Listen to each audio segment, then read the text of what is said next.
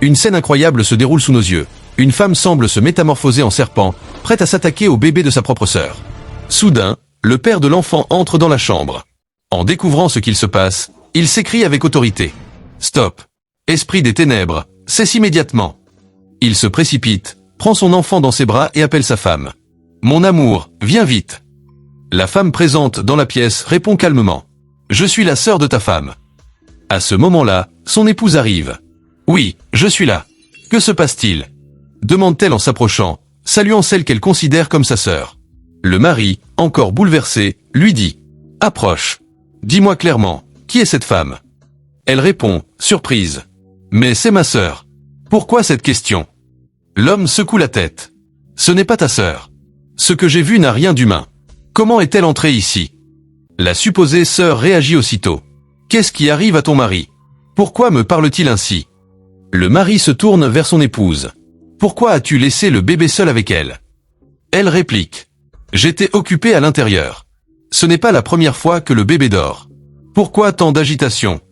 Mais l'homme insiste, d'un ton ferme. « Je vais te poser la question une dernière fois. Qui es-tu réellement, et qu'es-tu venu faire dans cette maison ?»« Je m'appelle Anastasia, » répond-elle. « Pourquoi te comportes-tu ainsi ?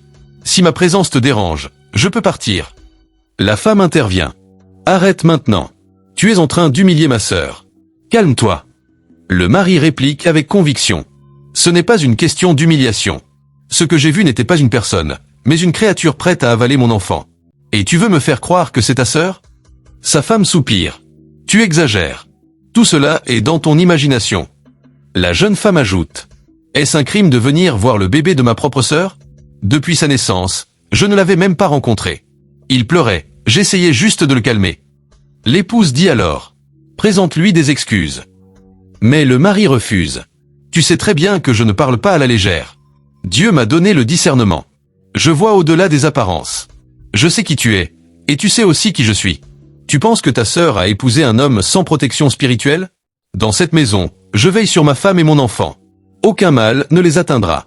Je te le demande encore, qui es-tu vraiment ? » La femme étrangère, irritée, lance. « Lucia, je t'avais prévenu de ne pas épouser un homme aussi fanatique. Regarde-le. Il prétend que je veux faire du mal à ton enfant ? » Le mari demande calmement. « Est-ce réellement ta sœur de sang ?» Son épouse hésite. « Non, c'est ma demi-sœur. » Il répond. « Je comprends mieux maintenant. Celui qui vit en moi est plus puissant que toutes les forces que tu représentes. » À ces mots, la femme crie. « Ne prononce pas ce nom. » Puis elle avoue. « Tu as découvert la vérité. Je ne suis pas celle que Lucia croit. Mon nom est Karashika. Je suis venu accomplir une mission, empêcher cet enfant de vivre. Elle n'était pas destinée à enfanter. Une alliance ancienne de sa lignée l'interdisait. Elle n'aurait même pas dû se marier. Mais elle a défié ce destin. Alors nous sommes venus réclamer l'enfant. » Elle fixe le mari. « Écarte-toi.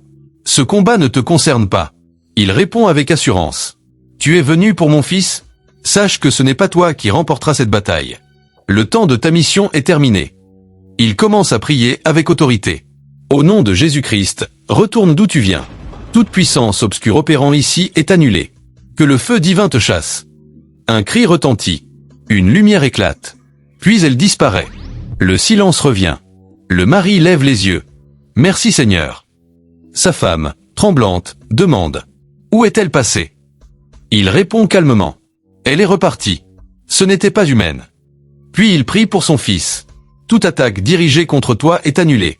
Tu es protégé et délivré, au nom du Père, du Fils et du Saint-Esprit. Amen. » Il rassure son épouse. « N'aie pas peur. Je suis là. Rien ne t'arrivera. » Puis, avec douceur. « Rentrons. Je t'ai même apporté des fleurs. » Elle esquisse un sourire. « Merci. Merci beaucoup d'avoir suivi cette histoire. N'oubliez pas de vous abonner, d'aimer la vidéo, de commenter et de partager autour de vous.